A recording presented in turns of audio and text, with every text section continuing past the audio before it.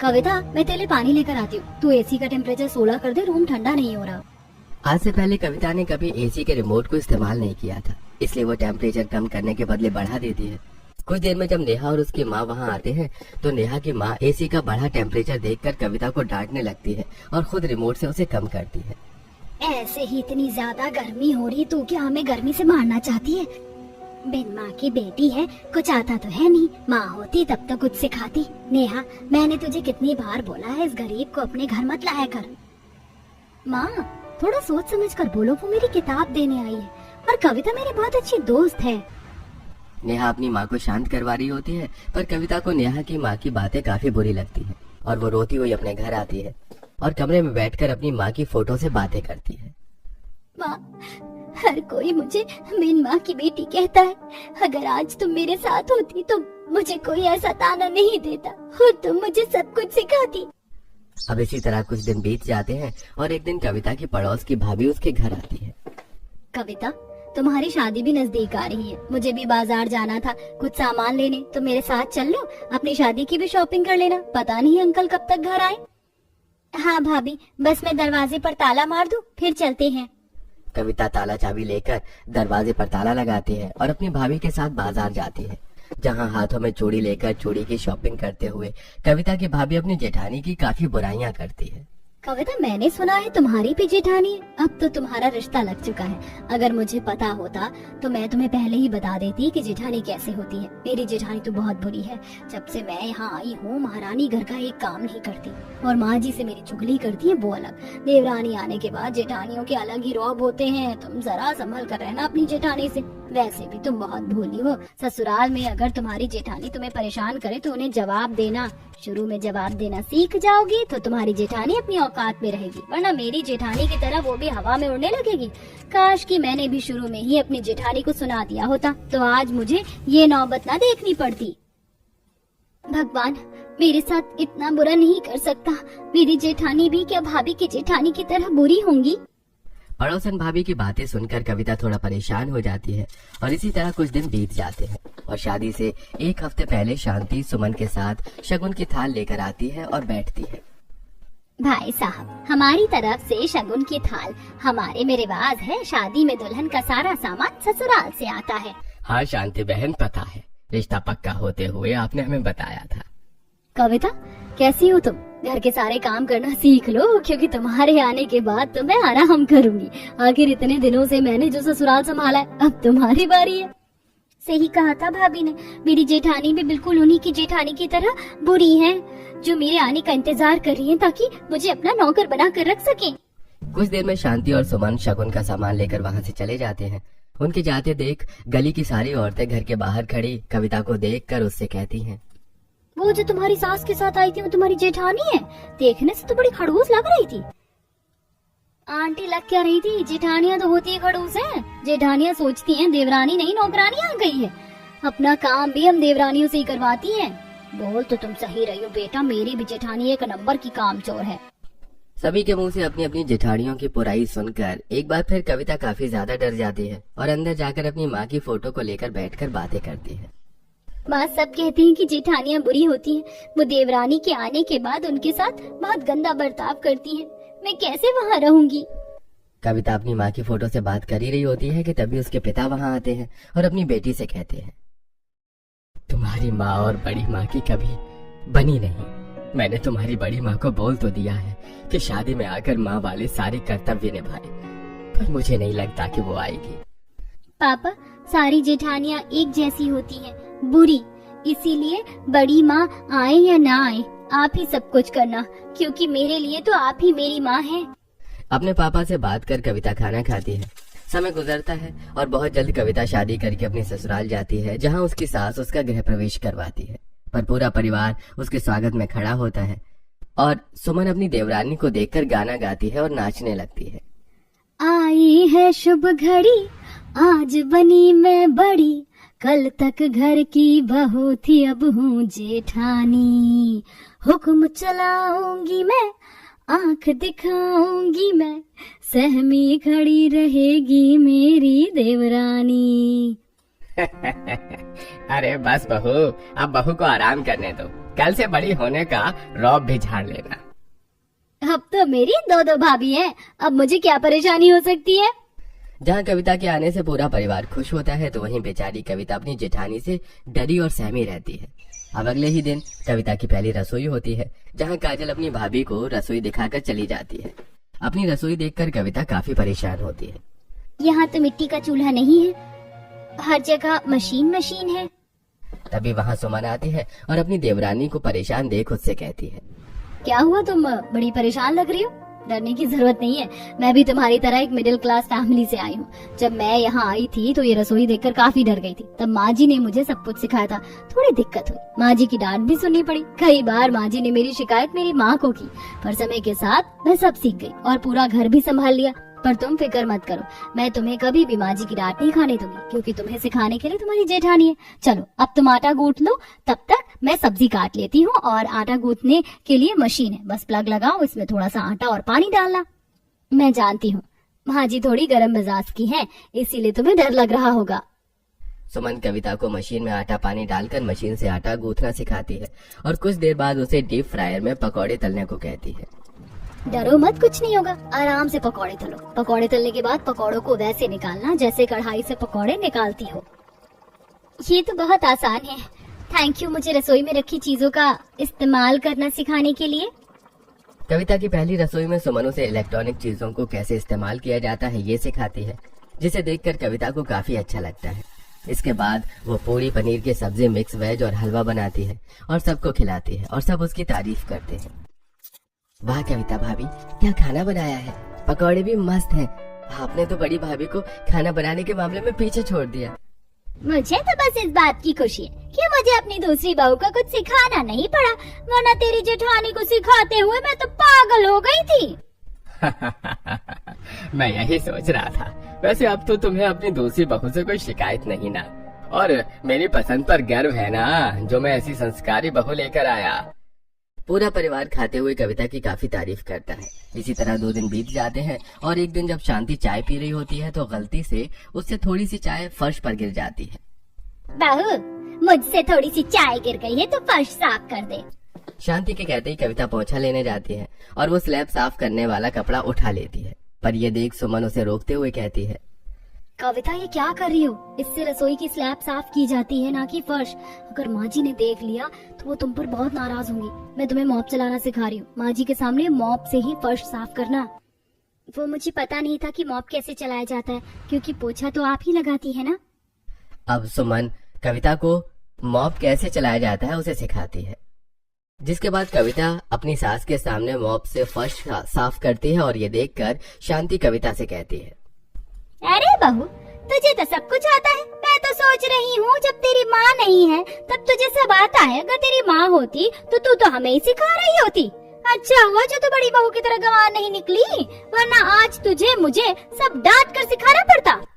शांति ये कहकर चली जाती है। इसी तरह कुछ दिन बीत जाते हैं और एक दिन आशा अपनी बेटी को बुनाई सिखाते हुए कविता से कहती है, सिर्फ पढ़ाई लिखाई जरूरी नहीं होती है, लड़की को घर संभालना, खाना बनाना, सिलाई कढ़ाई बुनाई भी करनी आनी चाहिए। क्यों छोटी बहू? वैसे बहू मैं चाहती हूँ कि तुम मशीन भी लेकर बैठ जाओ और पर्दा बनाओ। पर माँ जी माँ जी, कविता ने तो अपने कमरे के लिए एक पर्दा बनाकर तैयार भी कर लिया है। अब तो वो आपके कमरे के लिए पर्दा बनाने की सोच रही है, पर मैंने ही उसे थोड़ा काम दे रखा है।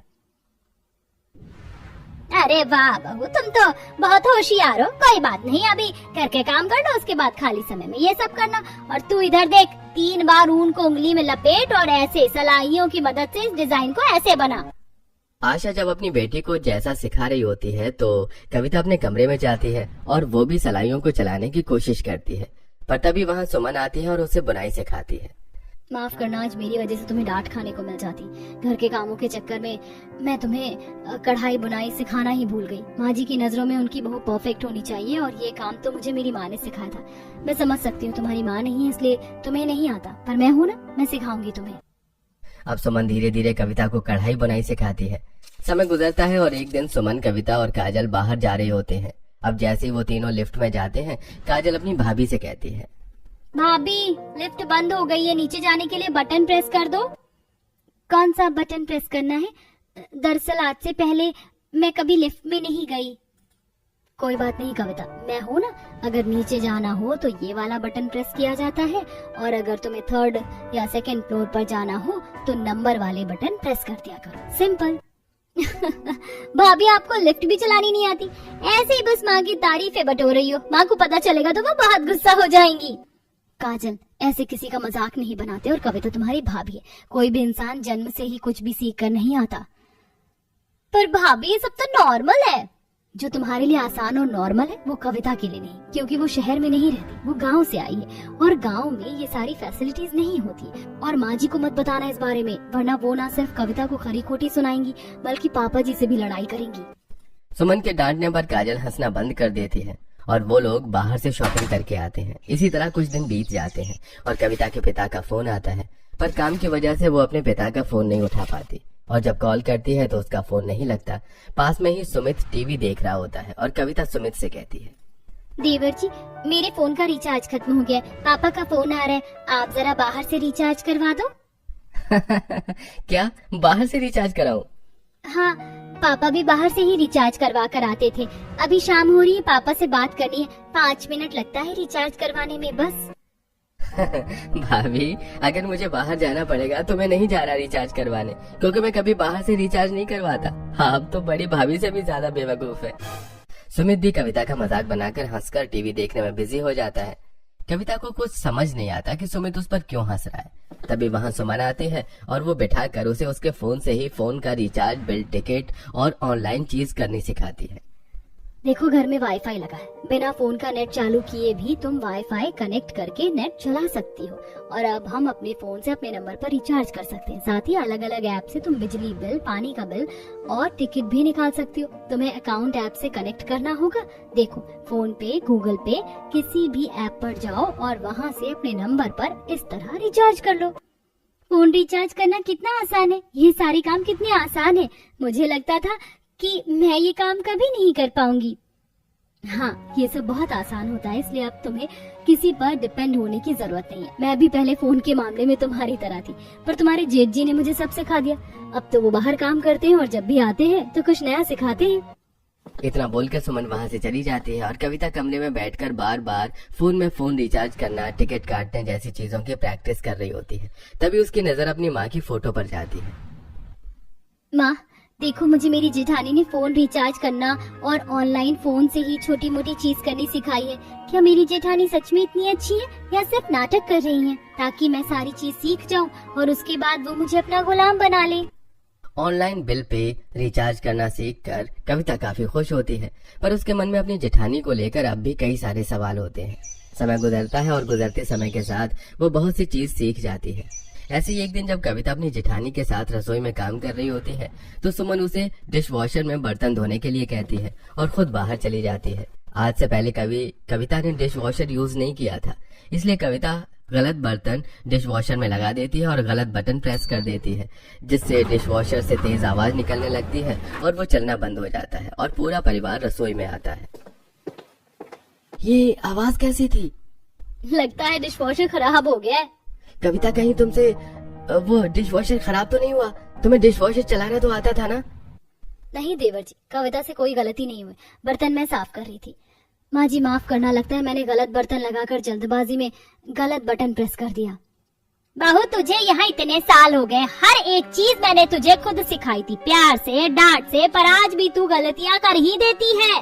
तुझसे तो अच्छी कविता बहू है, मुझे उसे कुछ सिखाना नहीं पड़ा, वो पहले से ही सब कुछ सीख कर आई है, जबकि उसकी तो माँ भी नहीं थी उसे सिखाने के लिए। वो भी तेरी तरह गरीब घर से है, पर देख कितनी समझदार है, और एक तू खुद को देख, हमेशा हमारा नुकसान ही करती है। माफ करना माँ जी, आगे से ध्यान रखूंगी। कविता को डांटना पड़े इसलिए सुमन सारा इल्जाम अपने ऊपर ले लेती है और शांति सुमन को काफी खरी खोटी सुनाकर वहाँ से चली जाती है। ये सब देखकर कविता को काफी बुरा लगता है और सबके जाने के बाद वो अपनी जेठानी से कहती है, दीदी, हमेशा गलती मैं करती हूँ पर आप मुझे बचा लेती हैं, और आज तो मैंने इतनी बड़ी गलती करी कि मेरी वजह से आपको डांट पड़ गई। अरे तुम दुखी क्यों होती हो? मुझे तो आदत है माँ जी से डांट सुनने की। जाओ तुम आराम कर लो, रात ज्यादा होगी, बाकी के काम मैं करूंगी। सुमन के कहने पर कविता कमरे में जाती है, जहाँ कविता की आंखों में आंसू देखकर बेड पर बैठा अमित गलती भाभी से हुई है, डांट भी उन्हें सुनने को मिली है, फिर तुम क्यों रो रही हो? उनकी कोई गलती नहीं, मुझे ही कुछ नहीं आता। उन्होंने तो सब कुछ मुझे सिखाया है, पर फिर भी मैं अक्सर गलतियाँ कर देती हूँ। मुझे डांटना पड़े बस इसलिए दीदी ने सबसे झूठ बोला। क्या तुम्हें कुछ नहीं आता? इतने दिनों से भाभी तुम्हारी मदद कर रही थी। अच्छा चलो अब दुखी मत हो, तुम धीरे धीरे सब सीख जाओगी। और वैसे भी भाभी बहुत अच्छी हैं, उनके होते हुए तुम्हें कभी किसी की डांट सुनने को नहीं मिलेगी। अमित को सच बताने के बाद कविता के दिल से एक बोझ हल्का होता है। इसी तरह कुछ दिन बीत जाते हैं और एक दिन पूरा परिवार बाहर घूमने की प्लानिंग करता है और अमित जल्दबाजी में कविता को टिकट निकालने का बोलकर ऑफिस के लिए निकल पड़ता है। अब जैसे अमित घर के बाहर जाता है उसे कविता की बात याद आती है। अरे यार, मैंने ये क्या किया? कविता को तो ये सब आता ही नहीं होगा। मैं अभी उसे बोल देता हूँ कि वो टिकट न बनाए, मैं ही ऑफिस से बना लूंगा। इतना बोल जैसे अमित कमरे में जाता है उसके फोन पर टिकट का मैसेज आता है और कविता अपने पति से कहती है, मैंने आने और जाने दोनों की टिकट बुक कर दिया है। अरे तुम तो कहती थी तुम्हें कुछ नहीं आता, फिर तुम्हें टिकट बुक कराना किसने सिखाया? जिसके पास माँ जैसी जेठानी हो भला उसे कैसे कुछ ना आए? मुझे सब कुछ जेठानी जी ने ही सिखाया है। पहली बार कविता बिना कोई गलती करे खुद से जब काम करती है तो उसे बहुत अच्छा लगता है और अमित भी ऑफिस जाता है। इसी तरह 2 दिन बीत जाते हैं और पूरा परिवार घूमने के लिए बाहर जाता है। माँ भैया, मैं तो बहुत थक गया हूँ, जल्दी से कोई होटल करते हैं और कहीं खाना खाते हैं। भैया आपको पहले ऑनलाइन होटल बुक कर लेना चाहिए था, फिर हम सीधा आराम करने के लिए होटल चले जाते। कुछ काम तो भी कर सकता था। पापा, मैं भाभी सुमित होटल का पता करने के लिए जा रहे हैं, आप सब यहीं रहना। अरे कैश भी कम है, अब बाहर घूमने के लिए आए हैं तो कैश की तो जरूरत पड़ेगी ही ना। कविता बहू, तुम एक काम करो, मेरा एटीएम लो और अब सामने एटीएम से तुम पैसे निकाल कर आ जाओ। अरे जिसे लिफ्ट बंद करनी नहीं आती वो एटीएम से पैसे क्या निकालेंगे? काजल अपनी भाभी का मजाक बना ही रही होती है, तभी अकेली कविता सबकी आंखों के सामने एटीएम में जाती है और 5 मिनट में कुछ कैश निकाल कर लाती है और अपने ससुर को पैसे और एटीएम कार्ड देती है। देख ले काजल, तू अपनी जिस भाभी का मजाक बना रही थी वो तुझसे अच्छी तरीके से एटीएम चलाना जानती है। तू जाती तो आधा घंटा लगाती है, बहू ने 5 मिनट में कैश निकाल लिया। काजल, मैंने तुमसे कहा था ना, कोई भी पैदा होते ही नहीं सीख जाता। चलिए देवर जी। अरे वो सब तो ठीक है भाभी, पर काजल सही कह रही है। भाभी तो अपने फोन का रिचार्ज करना भी नहीं जानती, उन्होंने ये कैसे किया? आप सब सही कह रहे हैं। जब मैं यहाँ आई थी मुझे कुछ नहीं आता था, पर मुझे अब सब आता है और ये सब जेठानी जी की वजह से हुआ है। उन्होंने ही मुझे सब सिखाया है। मेरे लिए तो मेरी जेठानी ही माँ बहन सब है। वाह बहू, मेरे नाक के नीचे तूने अपनी देवरानी को इतना सब कुछ सिखा दिया और मुझे पता भी नहीं चला। पर चलो, अच्छी बात है कि मेरी दोनों बहुओं में प्यार है, ना कि तकरार। उस दिन कविता सबको सच बताती है और पूरा परिवार हैरान हो जाता है। तो वहीं कविता के मुंह से अपने लिए इतनी तारीफ सुनकर सुमन भी थोड़ी इमोशनल हो जाती है। अब पूरा परिवार रेस्टोरेंट में खाने के लिए जाते हैं और होटल में जाकर कपड़े चेंज करते हैं और पहाड़ झरने को एंजॉय करके 3 दिन में घूमकर वापस घर आ जाते हैं। और घर आने के बाद कविता अपने कमरे में जाती है और बेड पर बैठकर अपनी माँ की फोटो को हाथ में लेकर उनसे कहती है, माँ, जब मैं ससुराल आई थी तो मेरे मन में अपनी जेठानी को लेकर बहुत सारे सवाल थे, पर आज मुझे मेरे सारे सवाल के जवाब मिल गए। मेरी जेठानी बहुत अच्छी है। मेरी जेठानी बाकी की जेठानियों की तरह नहीं जो अपनी देवरानी को अपनी नौकरानी समझे, घर तोड़े या दबा के रखे, बल्कि मेरी जेठानी ने मुझे ससुराल में माँ बहन जेठानी पिता सबका प्यार दिया है। मुझे घर के हर एक काम, हर एक चीज बिल्कुल वैसे सिखाई है जैसे एक माँ अपनी बेटी को सिखाती है।